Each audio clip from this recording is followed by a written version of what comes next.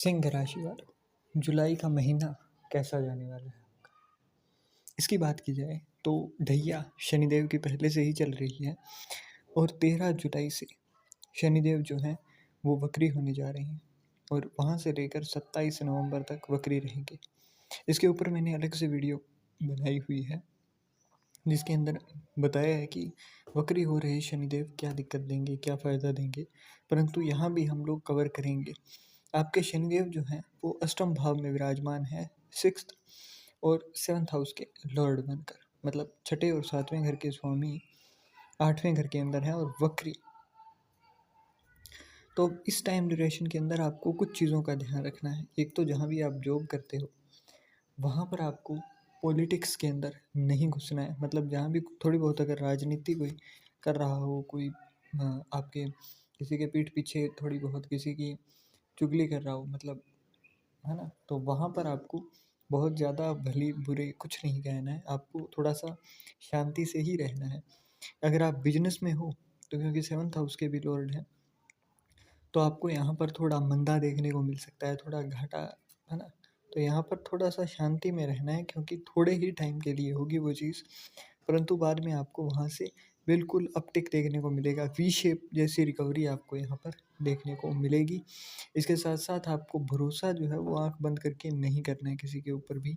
अगर कोई health issues आते हैं तो तुरंत उसका जाकर आपको या तो चेकअप वगैरह करा लो। इसके साथ साथ अगर आपको टाइम हो आपके पास तो किसी कोर्ट या फिर किसी हॉस्पिटल के आसपास जाकर वहाँ पर हाज़िरी लगाना शुरू कीजिए। मतलब अगर इसमें एक और चीज़ भी है कि अगर कुंडली में शनिदेव खराब है तो करना है ये काम।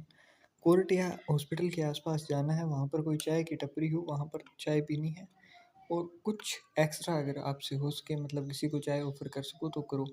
तो वहाँ से आपको 2 फ़ायदे होंगे। एक तो आपकी हाज़िरी हो जाएगी, मतलब जब भी छठे घर के अंदर होते हैं तो आपके दुश्मन जो हैं वो एकदम से सामने आने लगते हैं। जो आपके साथ बिल्कुल मतलब मित्रतावत व्यवहार कर रहा था वो भी आपका दुश्मनी निकालने वाला निकल जाएगा।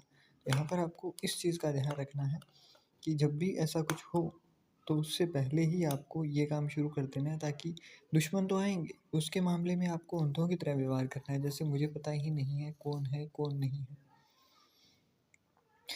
वो अपने आप शत्रुहंता भी हैं, तो अपने आप ही ख़त्म करते हुए दिखाई देंगे।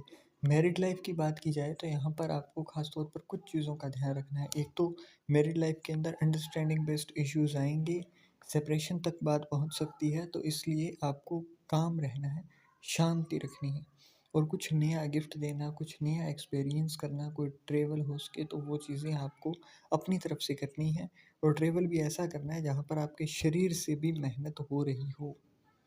है ना? ये काम करना है। इसके साथ-साथ आपकी आगे बात की जाए तो मंगल और केतु की युति प्रथम भाव में बनी हुई है फर्स्ट हाउस के अंदर। 29 जुलाई को मंगल कन्या राशि में जाएँगे, उसके बाद से आपके लिए थोड़ा माहौल जो है समय वो आपके अनुरूप आने लगेगा, आपके प्रतिकूल जो है वो अनुकूल होने लगेगा चीज़। तो इस टाइम ड्यूरेशन के अंदर आपको ख़ास करके जुलाई के एंड तक कोई भी बड़ा अगर कोई ट्रैवल हो तो वो थोड़ा-सा अवॉइड ही करना फ़ायदेमंद है। ब्लड से जुड़ी हुई, स्किन से जुड़ी हुई कोई दिक्कत हो तो उसका जल्दी से जाकर आपको ट्रीटमेंट करवाना शुरू करना है। सॉल्ट इनटेक थोड़ा कम करना है, प्रेशर थोड़ा कम लेना है, गुस्सा तेज़ आता है परंतु इसके ऊपर थोड़ा कंट्रोल रखना है। एरोगेंस, ईगो इसको भी थोड़ा कंट्रोल में रखना ही फ़ायदेमंद होगा।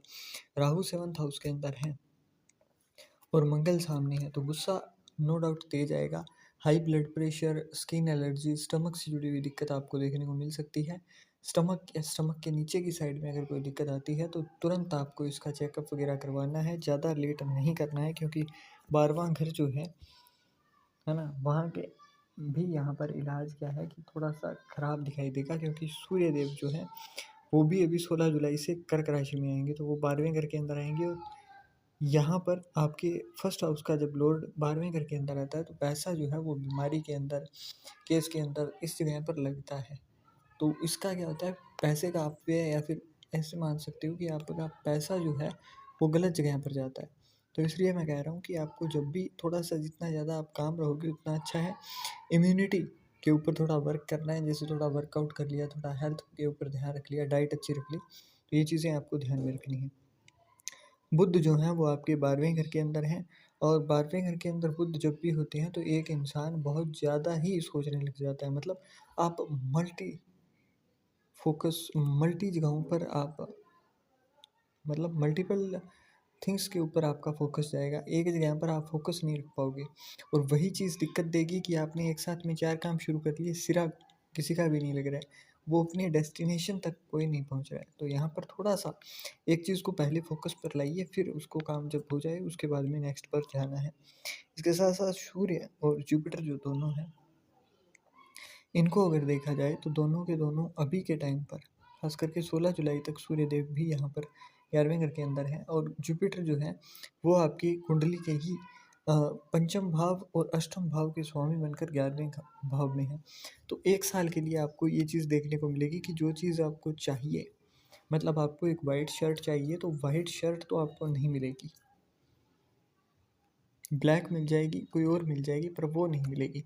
तो आपको यहाँ पर करना क्या होता है, इसके अंदर ये नहीं है कि मैं कोई रेमेडी बताऊँगा आपको वो करनी है। इसके अंदर बस इतना सा है, आपको थोड़े टाइम के लिए बिल्कुल सन्यासी हो जाना है ना? क्योंकि जुपिटर जो है वो घर के अंदर बैठा वो बुज़ुर्ग है, जिसको ज़्यादा आप छेड़ोगे तो वो चिड़चिड़ा हो जाएगा, है ना? कई बार आप घर के अंदर देखते हो कि कोई बुज़ुर्ग है, तो उसको ज़्यादा जब बच्चे तंग करते हैं दोपहर के टाइम में जब वो रेस्ट कर रहे हो, तो वो फिर छड़ी लेकर भाग भी देते हैं, वो पीट भी डालते हैं। तो थोड़ा-सा इसके अंदर कंट्रोल रखना है, अपने आप को उस एंगल तक ले जाना है कि आपको ज़्यादा दिक्कत होती ही नहीं है ना? चाहे कोई कुछ कहो या फिर कोई दुःख में दुखी नहीं होते हो आप, तो उस फ़ेज़ के अंदर आपको चले जाना है, ताकि आपको ये चीज़ें ज़्यादा दुखी ना कर सकें, है ना? और जब आप इस फ़ेज़ में आ जाओगे, जब आपके कोई लॉस हो रहा हो, तो आप ये सोच लो चलो कोई नहीं, कवर कर लूँगा। वो पॉज़िटिव माइंडसेट आपको नहीं छोड़ना है। क्योंकि जैसे ही वो पॉजिटिव माइंडसेट आपने छोड़ा, वैसे ही ये लॉस जो है वो ज़्यादा बढ़ने लगेगा। तो पॉजिटिविटी रखनी है अपने साथ में। इसके साथ-साथ अगर पिता आपके जीवित हैं, क्योंकि कई लोग हैं जिनके नहीं होंगे, तो पिता अगर जिनके हैं तो वो उनके साथ अच्छे तरीके से व्यवहार करिए। जिनके नहीं हैं, तो ऐसे में आपको क्या करना है कि पितृ, क्योंकि पंचम भाव आपके पितरों का भी है, मतलब पिता के पिता का भी है, औलाद का भी है। तो संतान का जितना हो सके उतना अच्छे तरीके से उसके लिए करना है। इसके साथ-साथ पढ़ाई का कोई चीज़ अगर आपसे हो सके तो गरीबों में दान करिए। जैसे कोई पेन, पेंसिल, बहुत ज़्यादा अमाउंट नहीं लगेगी। अगर आपका जेब बहुत ज़्यादा नहीं कर रहा है तो आपको एक नटराज की या फिर ये छोटी वाली डिब्बी आ जाती है 40-50 रुपए की, तो वो लेकर आप 10 बच्चों को, 11 बच्चों को दान दे सकते हो। वैसे परफेक्ट बताऊँ तो आपको 10 लोगों को दान देना होता है यहाँ पर। है ना? और पढ़ाई का कुछ दान देना है। अगर आपके पंचम भाव में जुपिटर विराजमान है तो ऐसे में आपको पीला कुछ भी दान नहीं देना है। ये चीज़ें दान में दे सकते हो इसके अलावा। और इसके साथ-साथ जब भी दिक्कतें देते हैं ना ग्रह, तो उस समय उस चीज़ का दान जो है वो वीराने में ऐसी जगहों पर होता है। जैसे शनिदेव हैं आपके, तो इसके लिए आपको वीराने में ले जाकर काले उड़द या फिर काले उड़द के साथ-साथ 4 लोहे की कीलें और सवा किलो जो सरसों का तेल आता है वो, ये सारी चीज़ें सरसों के तेल के अंदर आपने अपना मुख देखना है, 1.25 मीटर कपड़े के अंदर आपने काली उड़द डालनी है 1.25 किलो, और उसके साथ 4 मेघ डालकर फिर अपना हाथ लगाकर दाएँ हाथ के अंदर लेकर उसको, और सामने कोई पात्र रखना है जिसके अंदर आप डालेंगे जो सरसों का तेल है, उसके अंदर अपना मुख देखेंगे, और इसके बाद में इस सारे सामान को किसी वीराने में, शमशान में या फिर कोई ऐसी जगह जहाँ पर बहुत ज़्यादा भीड़ ना हो, बंजर ज़मीन हो, वहाँ पर ले जाकर आप दबा सकते हो। इससे आपको फ़ायदा होगा। शमशान का पानी अगर ला कर रख सको तो वो घर के अंदर नॉर्थ डायरेक्शन के अंदर रख देना। अगर शमशान का पानी ना हो सके तो बहता जल, अगर गंगा जल सबके घर के अंदर होता है, तो गंगा जल आपको किसी मिट्टी के कुज़े के अंदर, मतलब वो करवा आता है ना जो करवा चौथ में जिसका यूज़ होता है ना? आजकल मिल जाएगा आपको कहीं, तो वो उसके अंदर लाकर आपको गंगा जल और उसके अंदर एक कॉइन, और वो चीज़ आपको ले जाकर लाल कपड़े से ढक कर उसको आपने रख देना है नॉर्थ डायरेक्शन के अंदर। इतनी चीज़ें करनी है आपको बस, और फिर आपके लाइफ के ऊपर जो इसका इम्पैक्ट पड़ेगा वो अपने आप आपको देखने लायक मिलेगा, और ये चीज़ें आप खुद से देखोगे कि आपकी लाइफ के अंदर बहुत सारी दिक्कतें जो पहले चल रही थी वो भी नहीं है। इसके साथ-साथ अगर किसी को भी अपनी कुंडली दिखानी हो, किसी को भी ज्योतिषीय कोई परामर्श चाहिए, न्यूमेरोलॉजी से जुड़ी हुई कोई चीज़ चाहिए पूछनी हो, तो आप हमसे यहाँ पर बेझिझक कॉन्टैक्ट कर सकते हैं। और आपको नंबर जो है वो इसी वीडियो के डिस्क्रिप्शन में और स्क्रीन के ऊपर दिखाई दे जाएगा।